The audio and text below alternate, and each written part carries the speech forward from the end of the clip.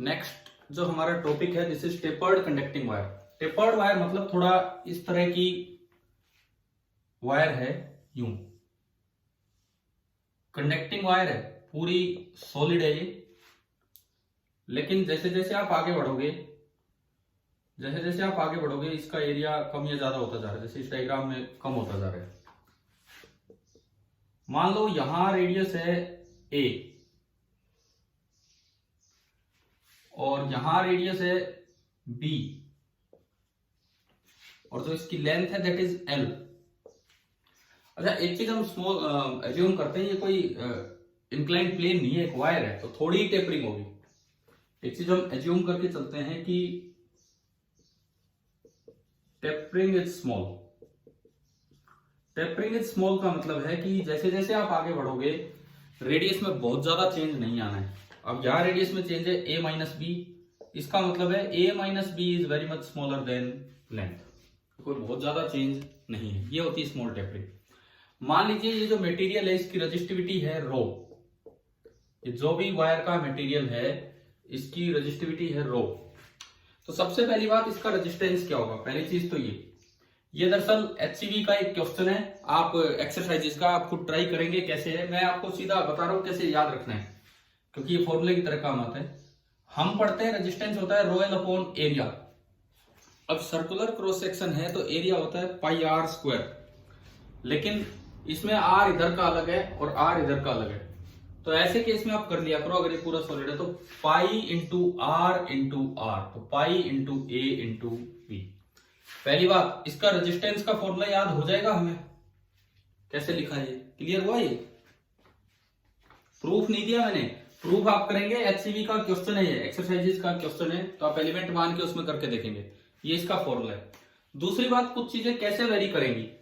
जैसे मान लो करंट आगे की तरफ जा रहा है, आई करंट, और ये आई। सपोज मैं इस क्रॉस सेक्शन को 1 बोलता हूं एंड इस क्रॉस सेक्शन को 2 बोलता हूं। यहां जो करंट आया इस जगह वो I1 है और यहां जो करंट निकल रहा है दैट इज I2। अब 3-4 चीजें हम यहां देखेंगे। सबसे पहली चीज, I1 और I2 में कौन छोटा होगा और कौन बड़ा होगा। I1 और I2 में बताओ। तो पहला कंपैरिजन करंट का है and that is I1 is equal to I2, क्योंकि चार्ज ना बीच में स्टोर होगा ना नया जनरेट होगा। जितना करंट एक साइड से आएगा, KCL भी था ऐसा, एक साइड से आने वाला करंट बराबर दूसरी साइड जाने वाला करंट। तो I1 is equal to I2। चाहे आप नॉन यूनिफॉर्म क्रॉस सेक्शन ले लो तब भी करंट तो पूरी वायर में सेम रहेगा। दूसरी बात, अब मैं करंट डेंसिटी की बात करता हूं। करंट डेंसिटी होती है करंट पर यूनिट एरिया। बताओ एरिया कहां ज्यादा है, 1 पे या 2 पे। तो एरिया ज्यादा है तो करंट डेंसिटी 1 पे कम हो जाएगी, क्योंकि करंट डेंसिटी होती है I बाई ए। दूसरा कंपैरिजन भी हमें समझ में आ गया है। मान लो मैं लिखता हूं कि यहां का एरिया A1 है और यहां का एरिया है A2। अब तीसरी चीज, फील्ड, इलेक्ट्रिक फील्ड कहां ज्यादा होगा। वैसे इलेक्ट्रोस्टैटिक कंडीशन में तो कंडक्टर की बॉडी में इलेक्ट्रिक फील्ड 0 होता है, परंतु ये करंट फ्लो कर रहा है, तो जब करंट फ्लो करेगा तो इलेक्ट्रिक फील्ड कहां ज्यादा होगा, हमें ये देखना है। बताओ E1 ज्यादा होगा या E2 ज्यादा होगा।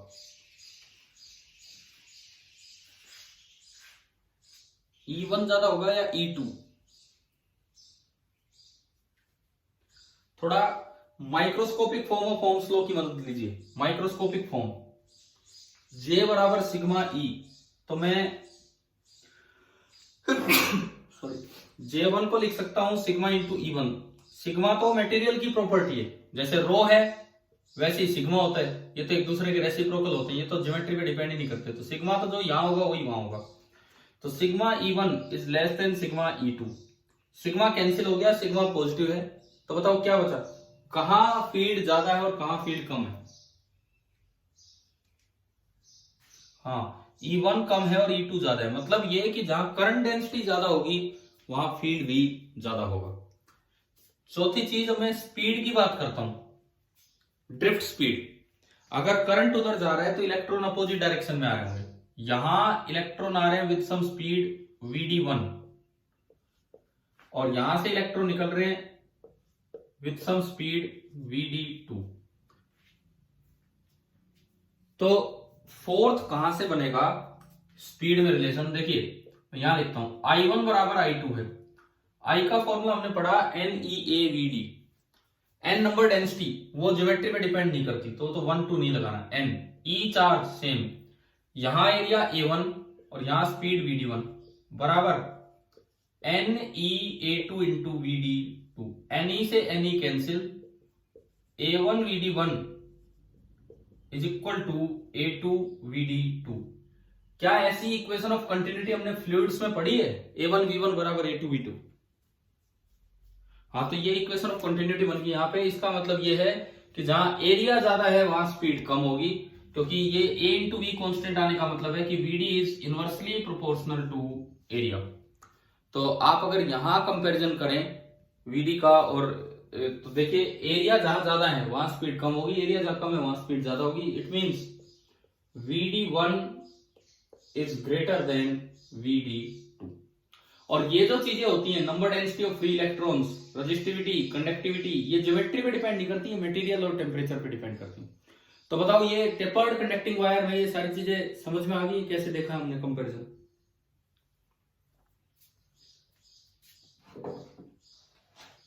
अब इसके बाद हम आगे बढ़ते हैं और हमारा अगला टॉपिक होगा कि टेम्परेचर का क्या इफेक्ट होता है रजिस्टिविटी पे। जो रजिस्टिविटी पे इफेक्ट होगा कंडक्टिविटी पे बिल्कुल उससे अपोजिट हो जाएगा। चलना तो वही है सेम जैसे हमने रजिस्टिविटी पे पढ़ेंगे मतलब अभी। तो मैं इसमें चेंज करता हूं यहाँ पे। नेक्स्ट जो हमारा टॉपिक है that is temperature dependence of resistivity.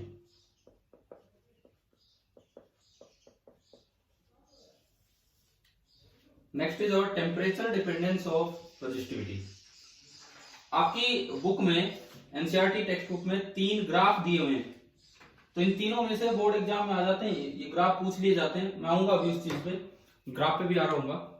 लेकिन पहले हम कल जो रजिस्टिविटी का फॉर्मूला आया था माइक्रोस्कोपिक फॉर्म में, बताओ याद है तो रो क्या निकल के आया था in terms of tau and ये सब चीजें? m upon Ne² tau. हाँ, ये रो निकल के आया था। अब इसमें देखो m mass of electron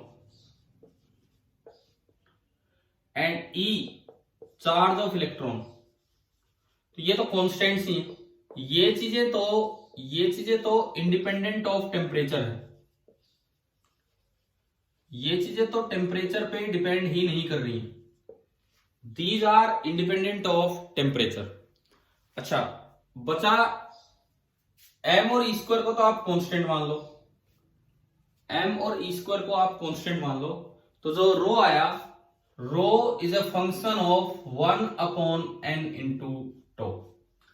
row is a function of 1 upon n into tau. Temperature change होने से n भी चेंज होता है और टो भी चेंज होता है। अब फर्क क्या है सुनिए। टेम्परेचर चेंज होने से, टेम्परेचर मान लो मैंने बढ़ा दिया, टेम्परेचर मैंने बढ़ा दिया, तो टेम्परेचर बढ़ाने पे काइनेटिक एनर्जी ऑफ इलेक्ट्रॉन्स बढ़ जाती है, थर्मल एनर्जी ऑफ इलेक्ट्रॉन्स बढ़ जाती है। तो बताओ टक्करें जल्दी जल्दी होंगी कि देर में होंगी?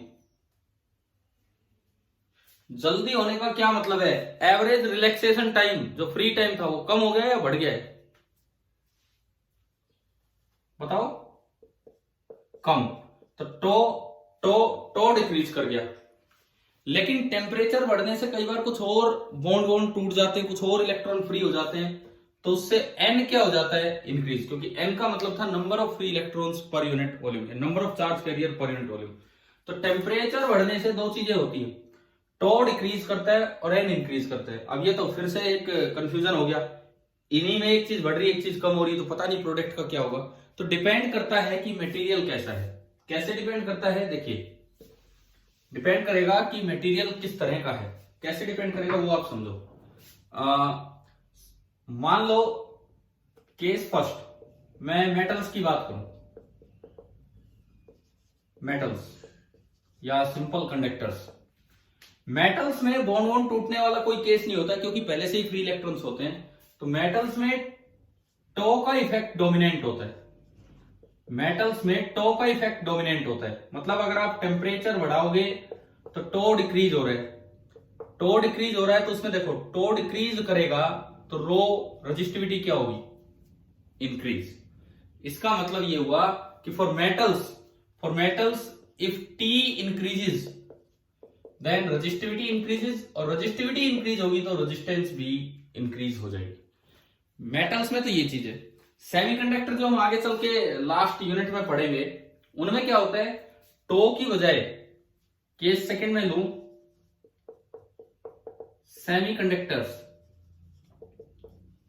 सेमीकंडक्टर्स में डोमिनेंट फैक्टर होता है एन, क्योंकि टेम्परेचर चेंज करते हैं उसमें बहुत ज्यादा बॉन्ड्स टूटते हैं और बहुत ज्यादा होल्स और इलेक्ट्रॉन्स वहां में मिल जाते हैं। टॉप पे इतना फर्क नहीं पड़ता, एन डोमिनेंट होता है। और टेम्परेचर बढ़ाएंगे तो बहुत ज्यादा कैरियर बढ़ गए तो एन बढ़ गया, अब एन बढ़ा डिनोमिनेटर बढ़ा तो रो कम हो गया।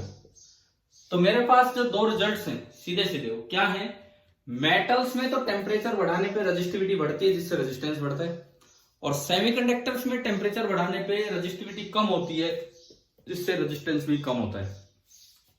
और अगर इंसुलेटर्स की भी बात की जाए तो जो सेमीकंडक्टर में होता है वही इंसुलेटर्स में होता है। इंसुलेटर्स में भी वही चीज चलती है जो सेमीकंडक्टर में होती है, मतलब टेम्परेचर बढ़ाने पे रेजिस्टिविटी कम होती है। तो ये बताओ, ये दो रिजल्ट्स समझ में आए? क्या याद करना है, मेटल्स में टेम्परेचर बढ़ाओगे तो रेजिस्टेंस बढ़ेगी, टेम्परेचर कम करोगे तो रेजिस्टेंस कम होगी। सेमीकंडक्टर में उल्टा काम है, रेजिस्टेंस बढ़ाओगे तो टेम्परेचर बढ़ाओगे तो रेजिस्टेंस कम होगी। इस पे कैसा सवाल बन के आ सकता है, देखिए इस पे किस तरह से सवाल बन के आ सकता है, केवल इतनी सी बात पे कि आपको दो मटेरियल दे दिए, एक सिल्वर और एक सिलिकॉन। सिल्वर क्या है, मेटल है कि सेमीकंडक्टर, और सिलिकॉन सेमीकंडक्टर। ये तो मेटल है और ये सेमीकंडक्टर है। मुझे बताया गया कि भाई टेम्परेचर मैंने बढ़ाया है, तो बताओ सिलिकॉन की रेजिस्टेंस क्या होगी, सिल्वर की, पहले मैं सिल्वर की पूछ रहा हूं, सिल्वर की क्या होगी, इंक्रीज, एंड सिलिकॉन की डिक्रीज। तो आपको ये चीजें थोड़ा सा आइडेंटिफाई करना आना चाहिए कि जैसे कॉपर है, सिल्वर है, ये सब तो मेटल है, सिलिकॉन, जर्मेनियम ये आपके सेमीकंडक्टर्स हैं। बाकी तो सेमीकंडक्टर की डिटेल यहाँ इस चैप्टर में नहीं आ सकती, पर इस तरह के छोटे छोटे सवाल बना के पूछे जा सकते हैं, क्योंकि आपके पेपर में यार 45 सवाल केवल एक चैप्टर से आने, केवल एक चैप्टर से, तो हो सकता है कोई भी पॉइंट टच कर लिया जाए यहाँ पे, किस तरह से क्या चीज पूछ ली जाए, तो हमें पता होना चाहिए। अच्छा, दूसरी बात, आपकी एनसीईआरटी टेक्स्ट बुक में इनसे रिलेटेड ना 3 ग्राफ दिए हुए हैं जो आपके बोर्ड एग्जाम में बहुत बार पूछे जा चुके हैं। कौन से पेज पे है ये, अगर किसी के पास बुक हो अभी तो इसी चैप्टर में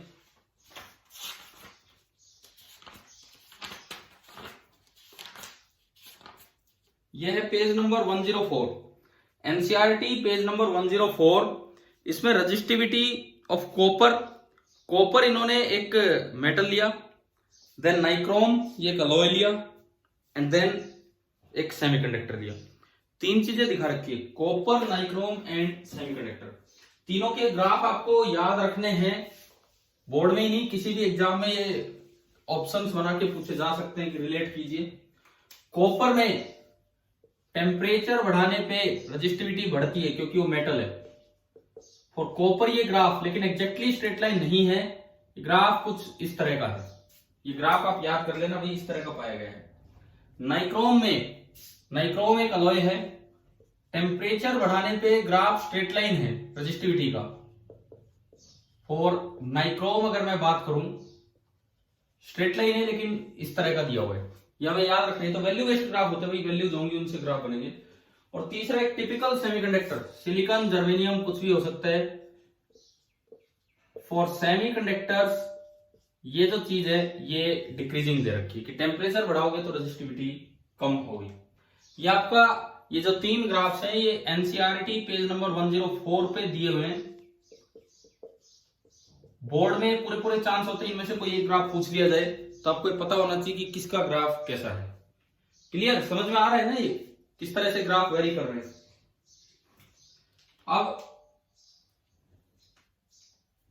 अब इसके बाद जैसे मान लो किसी एग्जाम में डायरेक्ट रजिस्टिविटी ना पूछ के यूं पूछ ले कि भाई कौन सा फैक्टर डोमिनेंट होता है, एन या tau, number density of free electron वाला फैक्टर डोमिनेंट होता है या रिलैक्सेशन टाइम वाला। तो बताओ मेटल्स में कौन सा फैक्टर डोमिनेंट है, टो वाला रिलैक्सेशन टाइम। और सेमीकंडक्टर और इंसुलेटर्स में नंबर ऑफ फ्री कैरियर्स, क्योंकि उनमें तो इलेक्ट्रॉन होल्स भी आ जाते हैं, तो नंबर ऑफ फ्री इलेक्ट्रॉन से नंबर ऑफ फ्री कैरियर्स ये डोमिनेंट है। अब देखो एक एम्पेरिकल रिलेशन होता है कि टेम्परेचर डिपेंडेंस ऑफ रेजिस्टिविटी का एक empirical relation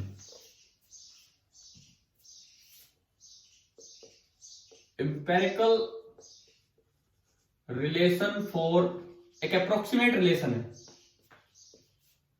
temperature dependence of resistivity, empirical relation for temperature dependence of resistivity। देखते हैं क्या रिलेशन है। देखिए यहां एक टर्म डिफाइन होती है जिसे नाम दिया गया अल्फा। अल्फा को बोल दिया गया टेम्परेचर कोफिशिएंट ऑफ रेजिस्टिविटी, या रेजिस्टेंस भी बोल सकते हो, सेम ही है, टेम्परेचर कोफिशिएंट ऑफ रेजिस्टिविटी या रेजिस्टेंस। इसकी डेफिनेशन है फ्रैक्शनल चेंज इन, इसको जिस तरह से डिफाइन किया गया है, फ्रैक्शनल चेंज इन रेजिस्टिविटी और resistance per unit change in temperature. क्या डेफिनेशन है बताता हूं, किस तरह से हमने ये देखा है अभी सिखाता हूं आपको। क्या है कि मान लो कोई टेम्परेचर था T, और T टेम्परेचर पे उस मटेरियल की रेजिस्टिविटी थी रो। आपने टेम्परेचर बढ़ा के कर दिया T प्लस dt, और उसकी रेजिस्टिविटी चेंज होके होगी रो प्लस डी रो। आपने टेम्परेचर चेंज किया T प्लस dt और उससे उसकी रेजिस्टिविटी होगी रो प्लस डी रो। तो पहले तो आप मैं जो पूछता चलो बताना, चेंज इन रेजिस्टिविटी कितना होगा यहां से वहां जाने में, change in resistivity d rho. Fractional change in resistivity कितना होगा, fractional change in resistivity d rho by original rho, and change in temperature कितना है dt। तो अल्फा की डेफिनेशन आ गई d rho by rho divided by dt, और आप इसे ऐसे भी लिख सकते हैं dr by r divided by dt। Alpha क्या होता है, क्या ये डिफाइन करना आ गया आपको यहां से। अब इस अल्फा की ऐसा यूनिट बताओ क्या होगी। भाई फ्रैक्शनल चेंज तो यूनिटलेस है, रो से रो कट गया, आर से आर कट गया, यूनिट वाइज। ओनली नीचे टेम्परेचर बचा। इसकी अगर मैं यूनिट लिखूं 1 केल्विन इनवर्स या फिर 1 डिग्री सेल्सियस इनवर्स। अच्छा ये बताओ अगर डिग्री सेल्सियस इनवर्स में दे रखा हो अल्फा, तो केल्विन इनवर्स में कैसे कन्वर्ट करें उसे।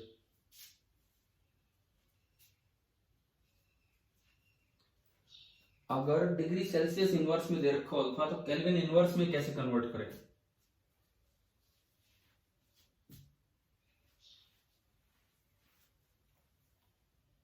ना कुछ नहीं करना, कुछ भी नहीं करना।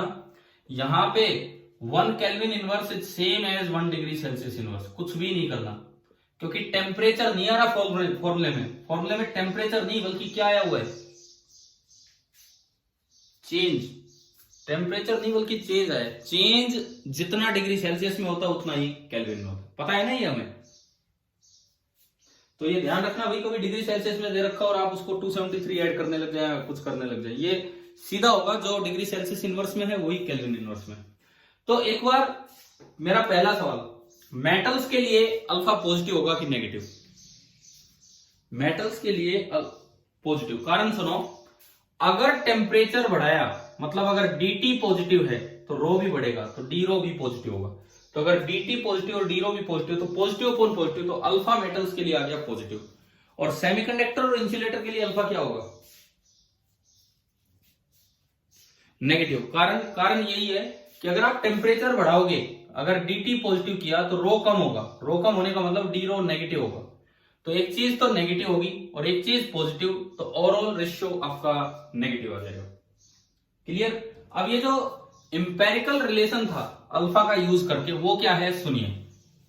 इंपेरिकल रिलेशन क्या है रेजिस्टिविटी या रेजिस्टेंस के चेंज होने का, कि फॉर स्मॉल टेम्परेचर चेंजेस, बहुत ज्यादा के लिए नहीं,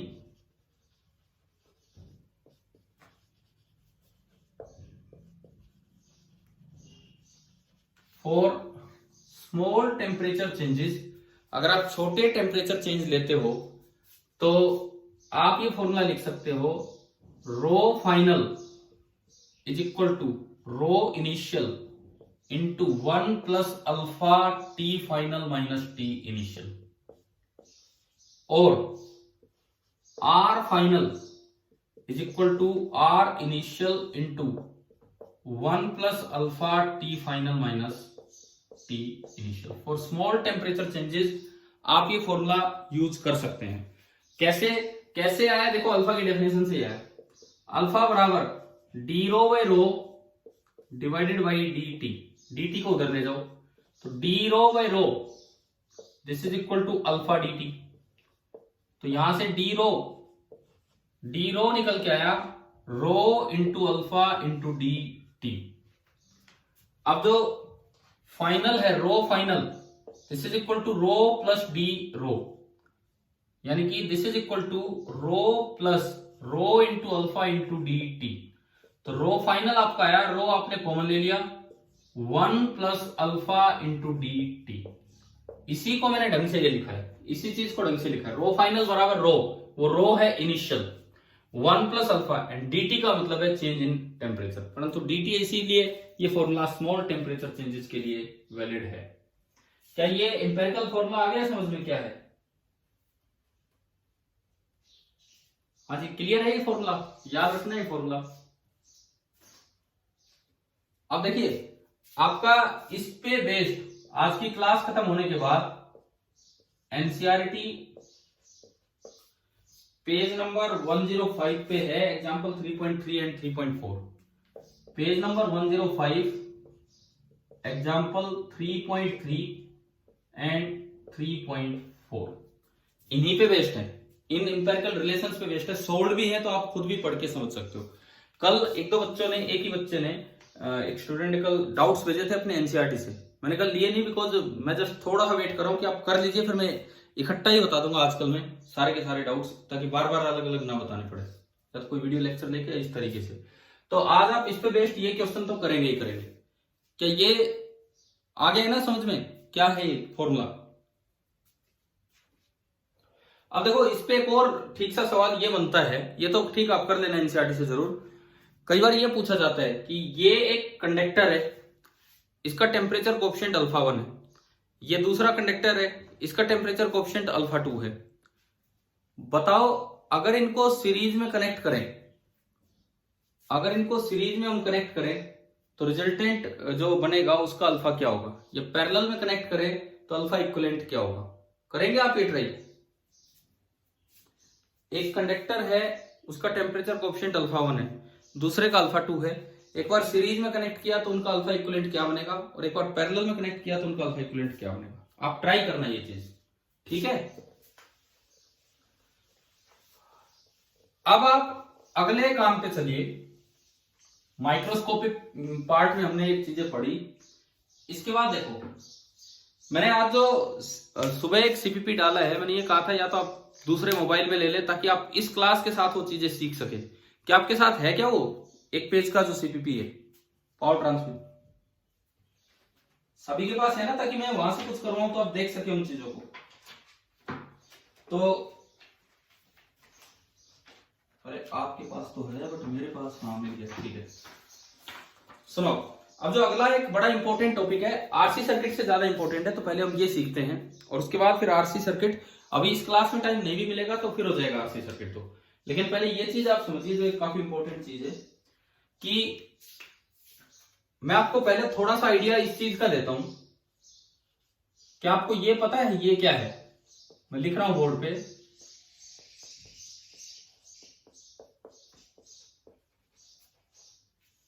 क्या लिखा है बताओ, पढ़ के बताओ। हाँ, हरियाणा बिजली बोर्ड। थोड़ा सा हम इसके बारे में पढ़ते हैं, हरियाणा बिजली बोर्ड के बारे में, तभी ये पावर ट्रांसमिशन वाली बातें क्लियर होगी। एक बार पार्टिसिपेंट्स बताना कितने हैं? 18। चलो ठीक है। अब भाई ये बड़ा एक जनरल नॉलेज का सा टॉपिक ये लगा लो कि आपको अपने आसपास का तो पता हो कि कहाँ क्या हो रहा है, हमारे आसपास कौन सी चीजें हैं जिनसे हमें बिजली मिल रही है। तो एटलीस्ट मैं इसीलिए हरियाणा का लेके आपको समझा रहा हूं ताकि हमें दिखे अपने आसपास की ऑफिस क्या है, और फिर उसके बाद इस क्वेश्चन पे भी आएंगे जिसमें चीजें क्लियर कर रहे होंगे। देखो, हरियाणा बिजली बोर्ड एक सरकारी कंपनी है, सरकार के अंडर है पूरा हरियाणा बिजली बोर्ड। अब इसको सरकार ने 3-4 कंपनियों में बांट दिया। जो शुरुआत करती है उस कंपनी का नाम सरकार ने दे रखा है HPGCL। HPGCL, Haryana power generation corporation limited.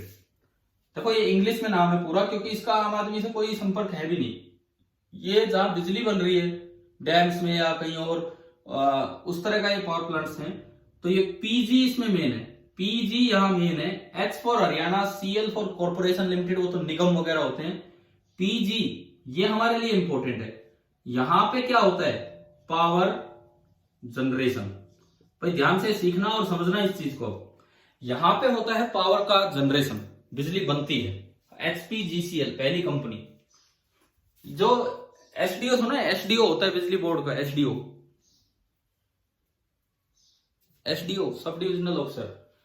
तो उनके अलग अलग नाम होते हैं, अलग अलग जगह पे, अलग अलग जगह अलग अलग उस पोस्ट का नाम है। HPGCL में एसडीओ होया। अब यहां से बिजली बनी, लेकिन ये जो बिजली बनती है ये बहुत ही लो वोल्टेज पे जनरेट होती है। This is at very low voltage, बहुत लो वोल्टेज पे जनरेट होती है। मान लो यहां जो वोल्टेज है वो V1 है, जो ये जनरेटर है यहां उसने V1 वोल्टेज पे पावर जनरेट कर दी। हमें यहां अपने शहर गांव में भी बिजली लो वोल्टेज पे चाहिए, बहुत हाई वोल्टेज पे नहीं चाहिए। लेकिन ट्रांसमिशन के लिए, यहां से वहां प्रसारण के लिए, भेजने के लिए आपको सबसे पहले उसको स्टेप अप करना पड़ता है। सबसे पहले इसको स्टेप अप कर दिया, मतलब इसकी वोल्टेज बढ़ा दी, काफी हाई वोल्टेज बढ़ा दी जाती है। और ये किसकी मदद से होता है? ट्रांसफॉर्मर की मदद से। ट्रांसफॉर्मर हम आगे एसी वाले चैप्टर में पढ़ेंगे, अभी नहीं। तो ये इसको स्टेप्ड अप किया गया और ये हो जाती है very high voltage, very high voltage V2। देखो ये इतना काम किस कंपनी का है? HPGCL का, Haryana power generation corporation limited. उसके बाद देखो अगली कंपनी जो ट्रांसमिशन का काम करती है। भाई पावर में 3 चीजें हैं।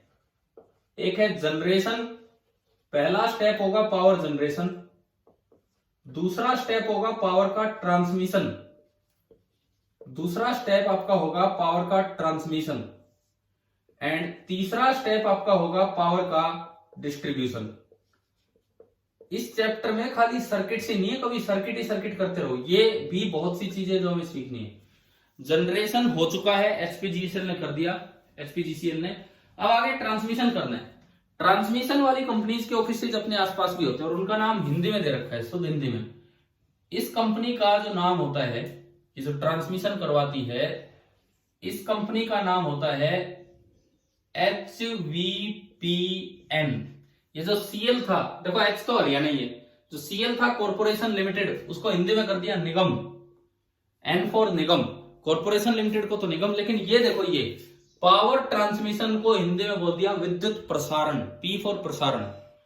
HVPN हरियाणा विद्युत प्रसारण निगम, ये दूसरी कंपनी है। ये क्या करेगी? इस बहुत हाई वोल्टेज को ही आगे लेके आएगी और ये भी हाई वोल्टेज ही रहती है। कुछ ड्रॉप हो जाता है इसके पास ट्रांसमिशन लाइंस में, तो ये हाई वोल्टेज ही रहेगी, लेकिन उससे थोड़ा कम है V3। तो इसके पास जो ड्रॉप हुआ that is V2 minus V3। इतना वोल्टेज ड्रॉप ट्रांसमिशन लाइंस में हो जाता है, क्योंकि ट्रांसमिशन लाइंस की कुछ केबल रेजिस्टेंस होती है जिसे हम RC से डिनोट करते हैं। RC से डिनोट करते हैं, this stands for cable resistance. कुछ ड्रॉप हो जाता है लेकिन फिर भी काफी हाई वोल्टेज यहां पहुंचती है। अब अगला मेन काम है, सबसे ज्यादा सिरदर्दी वाला काम उसके बाद स्टार्ट होता है कि अब जनता में बिजली को डिस्ट्रीब्यूट करना है। देखो, जनरेशन हो गया, ट्रांसमिशन हो गया, अब हमें करना है डिस्ट्रीब्यूट। जनरेशन एक कंपनी संभाल लेती है, ट्रांसमिशन भी एक कंपनी संभाल लेती है, लेकिन डिस्ट्रीब्यूशन एक कंपनी के बस की बात नहीं है। डिस्ट्रीब्यूशन के लिए हरियाणा सरकार ने 2 कंपनीज बना रखी हैं, और डिस्ट्रीब्यूशन करने से पहले वो क्या करती है, इसको स्टेप डाउन, क्योंकि इतनी हाई वोल्टेज घर में आएगी तो कुछ बचेगा ही नहीं। क्या हमारे घर में 11,000 वोल्ट की लाइन आती है कि 220 वोल्ट की लाइन आती है? 220। लेकिन बीच में तो पता नहीं कितने कितने लाख किलो वोल्ट पे चली गई थी वो, और वो दोबारा से स्टेप डाउन किया जाएगा। ये हम समझेंगे कि क्यों इसको हाई किया, क्यों स्टेप अप किया। लेकिन अब जो डिस्ट्रीब्यूशन वाला काम है वो एक कंपनी के बस की बात नहीं है, क्योंकि एक तो लोग और वो भी हरियाणा, तो ये तो बड़ा टेढ़ा काम है भाई। बिजली बांटना भी टेढ़ा काम है, उसका बिल कलेक्ट करना भी टेढ़ा काम है। बिल भी तो लेना होगा सरकार को, वो भी काफी टेढ़ा काम हो जाता है। अब इधर देखिए, यहां पे जो 2 कंपनीज बनाई गई हैं, एक का नाम है UHBBL और एक का नाम है DHBBL। देखो, हम समझेंगे एक एक चीज क्या है। N again for Nigam, last का एन, इसका मतलब ये नाम भी हिंदी में है। H को 2 हिस्सों में तोड़ दिया। अभी तक हरियाणा एक था, अब उत्तरी हरियाणा, और ये बताओ क्या है, दक्षिणी। हाँ, दक्षिणी हरियाणा। हम कौन से हरियाणा में आते हैं, उत्तरी हरियाणा में कि दक्षिणी हरियाणा में? तो हमारा बड़ा सेफ इलाका है। मैं जो पीछे 1-2 बार कुछ SDO SSC इनसे कभी कभार बात हुई है, तो बताते हैं कि ये तो बहुत सेफ एरिया है। उत्तरी हरियाणा में बड़ी दिक्कत होती है इन लोगों को जो ये काम करते हैं। कारण थोड़ा सा ये है कि यहाँ बिजली को लेके लोग इतना ज्यादा वो नहीं है, लेकिन उधर भी भी पता नहीं बिल में या कोई फॉल्ट हो जाए तो उसमें लोग काफी परेशान कर देते हैं उन लोगों को। तो इस तरह का रहता है। उत्तरी हरियाणा, दक्षिणी हरियाणा, एन से ही हो गया। अब देखो, पावर जनरेशन को यहाँ PG बोला, पावर ट्रांसमिशन को यहाँ विद्युत प्रसारण बोला, पावर डिस्ट्रीब्यूशन को यहाँ क्या बोला, पावर डिस्ट्रीब्यूशन को बिजली वितरण। डिस्ट्रीब्यूशन की हिंदी तो है वितरण, डिस्ट्रीब्यूशन की जो हिंदी है दैट इज वितरण। वो तो ठीक है, वो तो इन्होंने वितरण ले लिए, लेकिन वो विद्युत भी समझ में नहीं आता भाई आम आदमी को, तो बोले विद्युत रहने दो, इसमें कर दिया, इसमें तो बिजली बोलो, बिजली समझ में आता है। तो इसका नाम बिजली वितरण निगम बन गया। एक उत्तरी हरियाणा और एक दक्षिणी हरियाणा। इनका काम है घर घर बिजली पहुंचाना और लोगों से बिल कलेक्ट करना, ये इनका काम होता है। वो जो पोस्ट होती है वो SDO इसमें होता है, इनमें तो SDO होता है, और उसी साहब का नाम इसमें SSC होता है, सब स्टेशन इंजीनियर। वहां होता है सब डिविजनल ऑफिसर। यहाँ थोड़ा टेक्निकल काम है, यहाँ थोड़ा ऑफिशियल काम है भाई, लोगों से संपर्क और ये सब। पहले तो ये बताओ, क्या ये रूपरेखा आपको समझ में आ रही है हरियाणा बिजली बोर्ड की?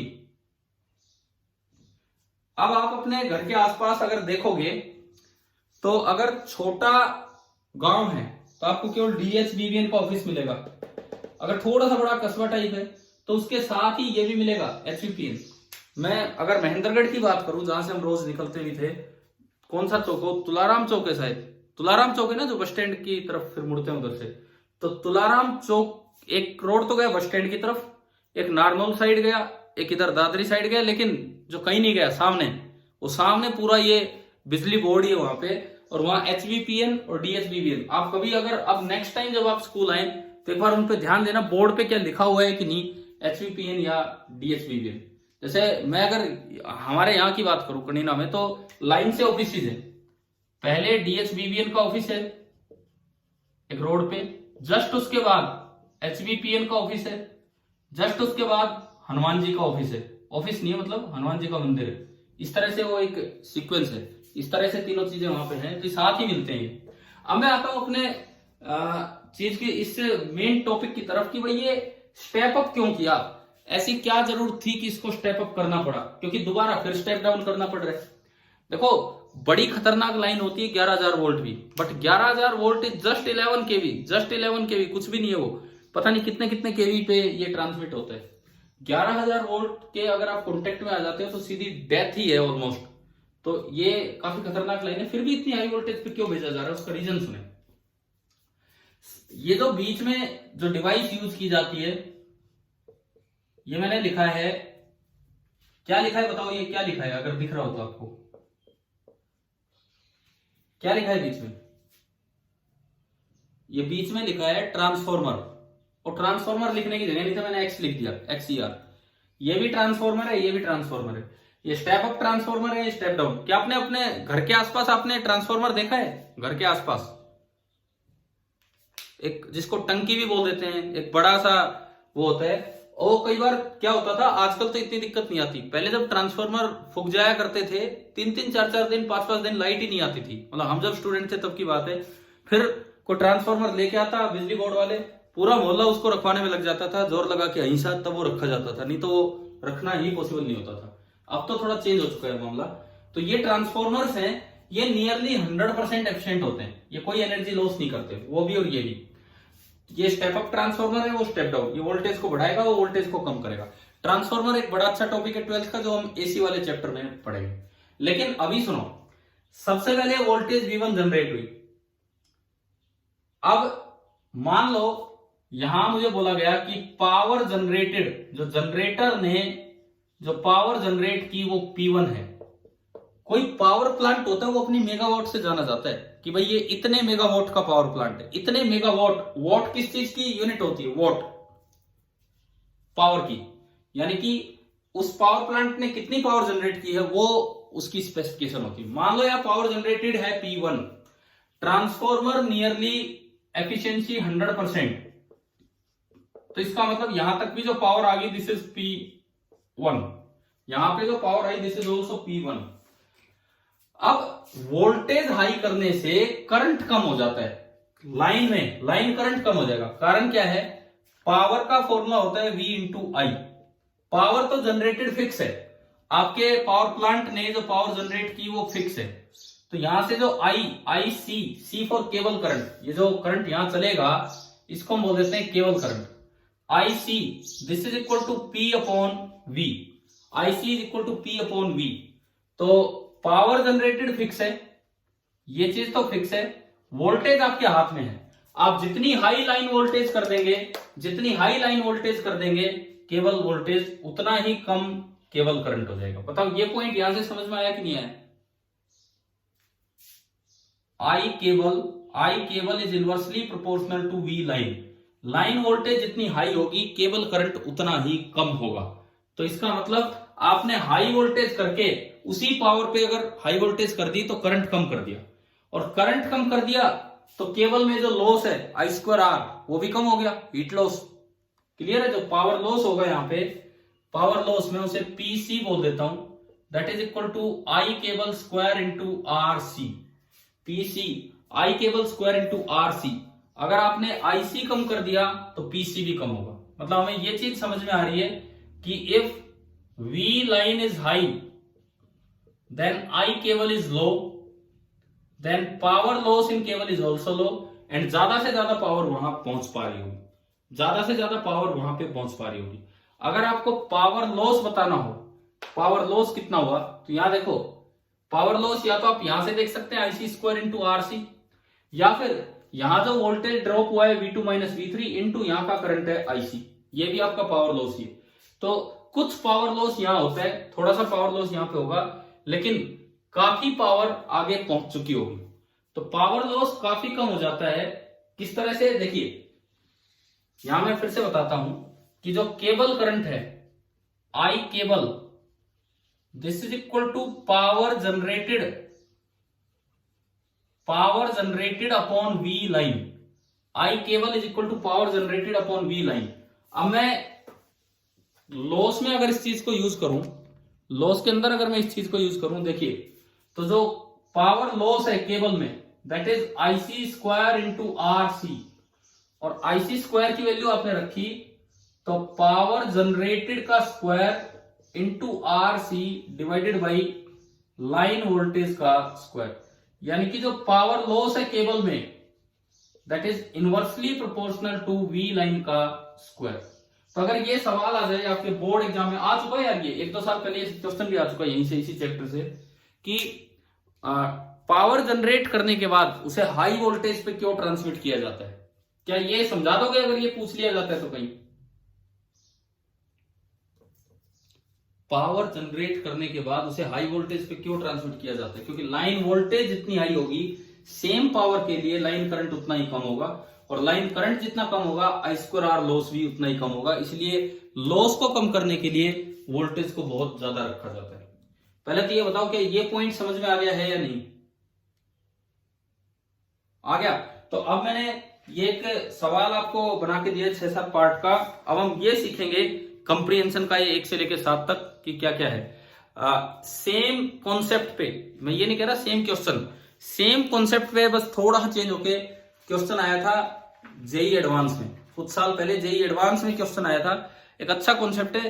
पीएमटी में भी एक बार आ चुका है, लेकिन जेई एडवांस वाला ज्यादा अच्छा क्वेश्चन था। तो मैंने तो वहां तक कवर करते हुए पूरे 7 पार्ट आपको बना के दिए हैं।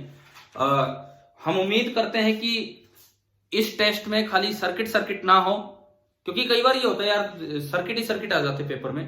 हम उम्मीद करते हैं कि इस टेस्ट में खाली सर्किट ना हो, और भी माइक्रोस्कोपिक पार्ट या फिर हीटिंग इफेक्ट या फिर ये पावर लॉस, इन सब चीजों पे भी क्वेश्चंस होने चाहिए। देखते हैं, ये कंप्रीहेंशन पढ़ते हैं। और मैंने यहाँ नाम दिया है कि it is mentioned in NCERT text book part 1 on page number 106-107। आपके पास बुक है ना? अभी है बुक अभी पास? तो एक बार देखो, उसमें लाइन दी हुई है वहां पे, वहीं से मैंने क्वेश्चन दिया है आपको।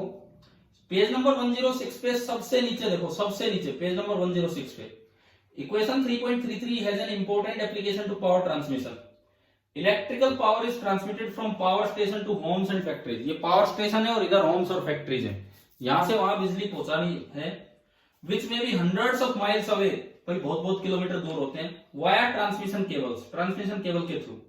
One obviously wants to minimize the power loss in the transmission cable connecting the power station to homes and factory। तो हम ये चाहेंगे जो कनेक्टिंग वायर है, जो ट्रांसमिशन केबल है, उनमें लॉस कम से कम हो। तो उसी पे मैंने एक क्वेश्चन बना के दिया है। आप ये पैराग्राफ पूरा पढ़ लेना बाद में, अभी इस पे देखते हैं। क्वेश्चन पे आप आइए, स्मॉल टाउन।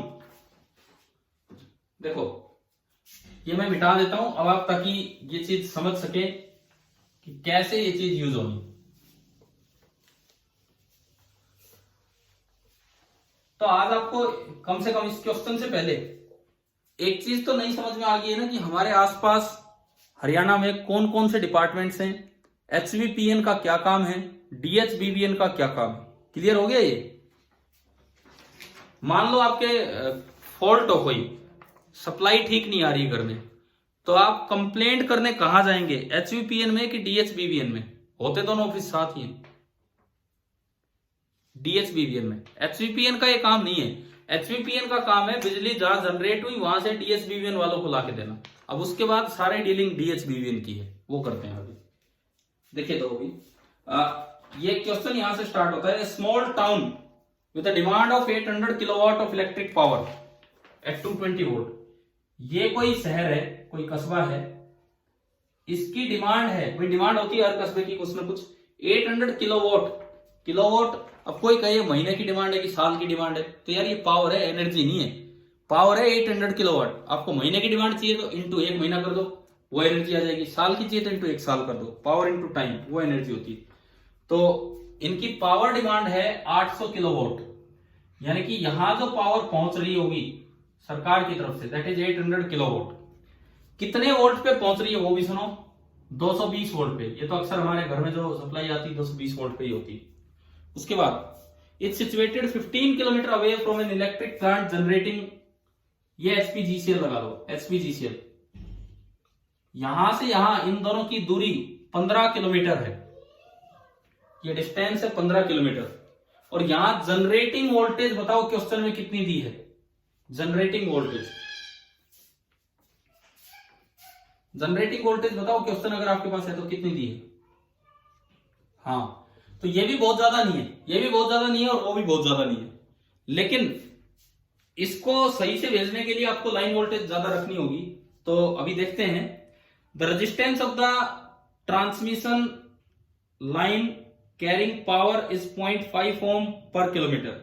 ये कहता है कि जो ट्रांसमिशन लाइन चल रही है, लेकिन वो 2 वायर ट्रांसमिशन लाइन है, यहां से वहां तक जो पूरी ट्रांसमिशन लाइन है, 2 वायर ट्रांसमिशन लाइन का मतलब है 2 वायर मतलब उसकी लेंथ 15 नहीं, सिंगल वायर होती तो 15, 2 वायर है तो 30 किलोमीटर।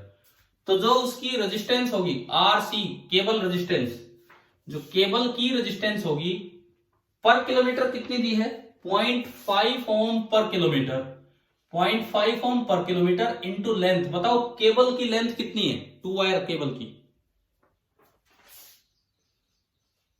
30, क्योंकि 15 किलोमीटर तो सिंगल वायर की होगी, 2 वायर की 30 किलोमीटर, किलोमीटर से किलोमीटर गया 5, तो ये आपका आरसी आपको मिल गया, आरसी 15 ओम। क्या यहां तक समझ में आ रहा है ये, ठीक है। उसके बाद ट्रांसमिशन लाइन वोल्टेज, अब ट्रांसमिशन लाइन वोल्टेज भी दो होती हैं, एक इस एंड पे जनरेटिंग प्लांट के एंड पे, और एक इस एंड पे इधर। हमने इसको बोला था V2, इसको बोला था V3। बताओ कौन सी ज्यादा होती है कौन सी कम, V2 या V3 में से कौन सी ज्यादा होती है, ये बताओ मुझे ना। मैंने कहा था यहां ड्रॉप हो जाता है कुछ, जब करंट जाएगा तो जहां से करंट एंटर करता है वो प्लस, ये माइनस, और बीच में ड्रॉप होता है V2 माइनस V3। ये डायग्राम बनाया था ना अभी थोड़ी देर पहले। तो ये वेरी हाई लिखा था मैंने, ये वेरी हाई लिखा था अभी पिछले डायग्राम में, और ये हाई लिखा था। अच्छे से समझो भाई इस टॉपिक को, क्लियर हो गया ना। ये V2 ज्यादा होगा, V3 कम होगा। क्वेश्चन पढ़ के बताओ ट्रांसमिशन लाइन वोल्टेज कौन से एंड पे दी है, V2 दी है कि V3 दी है इन्होंने, V3। इसका मतलब V3 आपको दे दिया 40,000 वोल्ट। अब देखो ऐसे सवाल यार तब होंगे, ये जैसे जेईई एडवांस में आ चुका है इस तरह का, ये नहीं इस तरह का, ऐसे सवाल तब होंगे जब आपको पिक्चर क्लियर हो कि क्या होना है क्या नहीं तो ऐसे कंफ्यूज होकर बैठ जाओगे, इनमें स्टार्ट ही नहीं होंगे। तो ये इंफॉर्मेशन दी है हमें। अब मैंने ये 7 सवाल आपको पार्ट्स में बना के दिए हैं। पहला, current flowing in the transmission line, cable current IC बताओ कितना होगा, जो केबल करंट होगा वो कितना होगा। देखिए केबल करंट लाने का तरीका ये होता है, या तो इधर की वोल्टेज और इधर की पावर दी हो, या इधर की वोल्टेज और इधर की पावर दी हो। क्योंकि अगर पावर जनरेटेड है PGEN तो वही सेम यहां रहती है, क्योंकि ट्रांसफार्मर में तो कोई लॉस होता ही नहीं। यहां वोल्टेज है V2, ये इतना, तो जो केबल करंट है IC, P बराबर V इंटू I, इससे भी निकल सकता है। या फिर पावर डिमांड, ये पता हो हमें, लॉस होता नहीं ट्रांसफार्मर में, तो पावर डिमांड बराबर V3 इंटू IC, इससे भी निकाल सकते हो। तो बताओ ये करंट इधर से निकलेगा या इधर से निकलेगा, इस सवाल में जो इंफॉर्मेशन दे रखी है। हाँ ये टाउन की साइड हमें पावर डिमांड दे रखी है, तो आप कॉपी पेन लेके बैठे हो ना, फटाफट बताओ करंट कितना है। इस 7 सवाल के लिए आप कॉपी पेन यूज कीजिए। पहले का आंसर बताइए कि कितना करंट आया।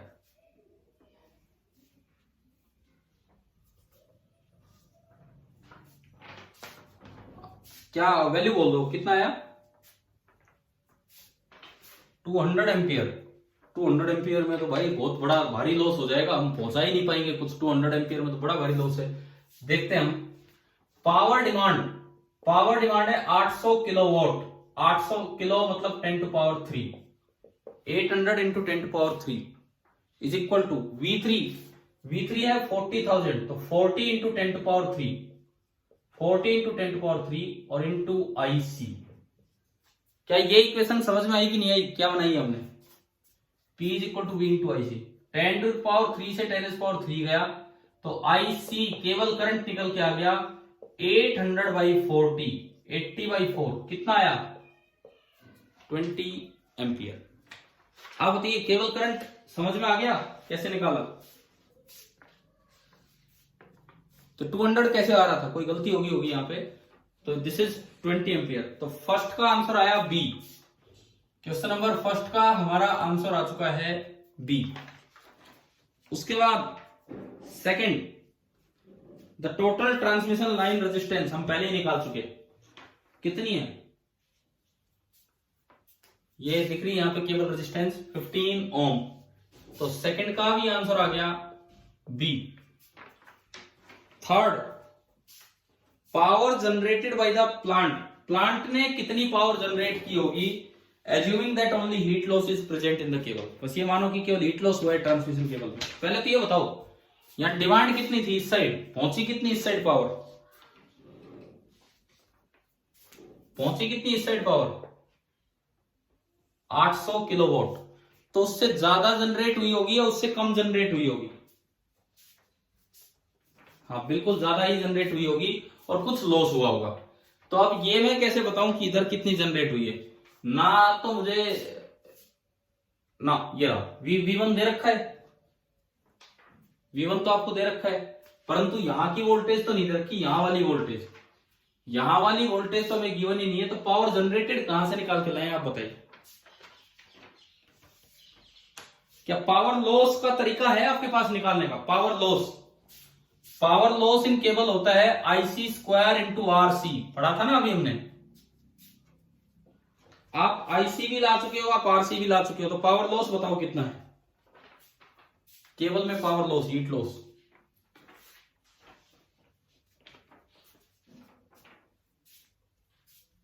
बताओ। 1000 ही। आईसी बोलो, आईसी कितना आया था? केबल करंट, ये बोर्ड पे लिखा हुआ है, केबल करंट कितना आया था? 20। और आरसी कितना है? 15। तो यह आया 400 इंटू 15, 15 4 60, 6000 वोल्ट। किलो में चलने दो क्योंकि सब कुछ किलोवाट में चल रहा है। कितने किलोवाट आया पावर लॉस?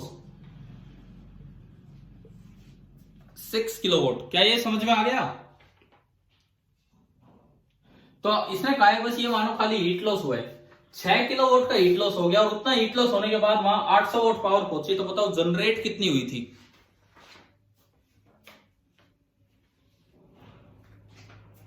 हाँ 806 जनरेट हुई थी, 6 का लॉस हो गया और 800 आगे पहुंच गई, तो 6 किलोवाट। यानी कि थर्ड का आंसर क्या आया हमारा? थर्ड का भी बी आ गया। अरे क्या सारे बी बन गए क्या? थर्ड का भी बी ही आ गया। ये बताओ भाई, ये वो जो हरियाणा बिजली बोर्ड के साथ मिलता जुलता क्वेश्चन दिया था आपको बना के, क्या ये समझ में आ रहे हैं ना ये कॉन्सेप्ट क्या है क्या नहीं है?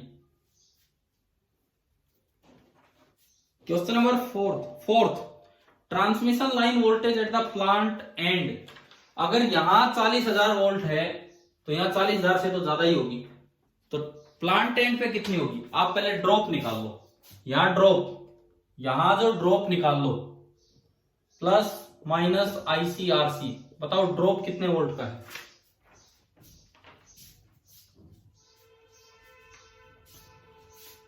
ड्रॉप कितने वोल्ट का है? अरे आईसी इंटू आरसी करके बोलो यार, ड्रॉप कितने वोल्ट का है?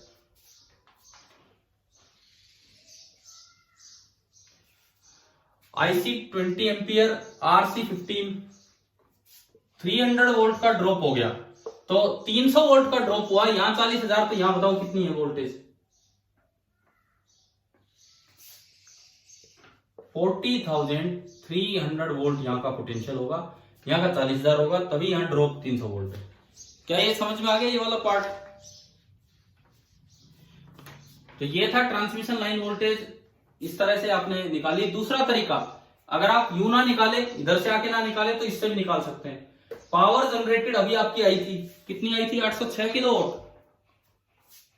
पावर जनरेटेड आई थी 806 किलोवाट, तो 806 गुणा 10 की पावर 3 बराबर V2, यह हमें निकालना है कि यहां कितना है, और आईसी हम ला चुके हैं 20 एम्पियर। तो एक तरीका ये है V2 निकालने का, एक तरीका ये है कि पावर यहां कितनी जनरेट हुई वो हमें पता है, बराबर V2 इंटू आईसी, तो वहां से भी V2 आएगा 40,300, और उससे भी आपको पता लग जाएगा कि इसके क्रॉस ड्रॉप 300 वोल्ट का है, यहाँ 40,000, वहां 40,000, या 40,300, तो बीच में 300 वोल्ट। तो ये बताओ क्या फोर्थ और फिफ्थ दोनों समझ में आ गए? फोर्थ का सी, फिफ्थ का बी। अच्छा, उसके बाद सिक्स्थ, लाइन पावर लॉस हम पहले निकाल चुके। कितना लॉस आया था लाइन में? लाइन पावर लॉस कितना आया था? 6 किलोवाट, ये हम निकाल चुके, तभी तो 806 आई थी। सिक्स्थ का ए, और आखिरी सवाल, हमारा टाइम भी हो रहा है, लास्ट क्वेश्चन हम ले रहे हैं, power dissipation as heat during transmission. हाँ जी, पावर डिसिपेशन बताओ कितना हुआ है यहाँ पे पावर डिसिपेशन। आपने जनरेट की 806 किलोवाट, लेकिन जो लॉस हुआ वो 6 किलोवाट हुआ, तो परसेंटेज लॉस कितना हुआ ये पूछा इस सवाल में। जनरेट की 806 किलोवाट और लॉस हुआ 6, तो परसेंटेज लॉस कितना हुआ 6/806 इंटू 100। समझ में तो आ गया होगा ना, ये काम करना है, यानी कि 600/806 कितना आएगा बताओ, 0.74। तो 7th का आंसर आ गया ए। अभी ये बताओ, क्या ये पूरा कॉन्सेप्ट पावर ट्रांसमिशन से रिलेटेड क्वेश्चन कैसे आ सकता है, इसे कंपैरिजन में काफी कुछ आ गया, वो कॉन्सेप्ट भी क्लियर हो गया। क्या आपको क्लियर हुआ कि नहीं, समझ में आ गया पूरा?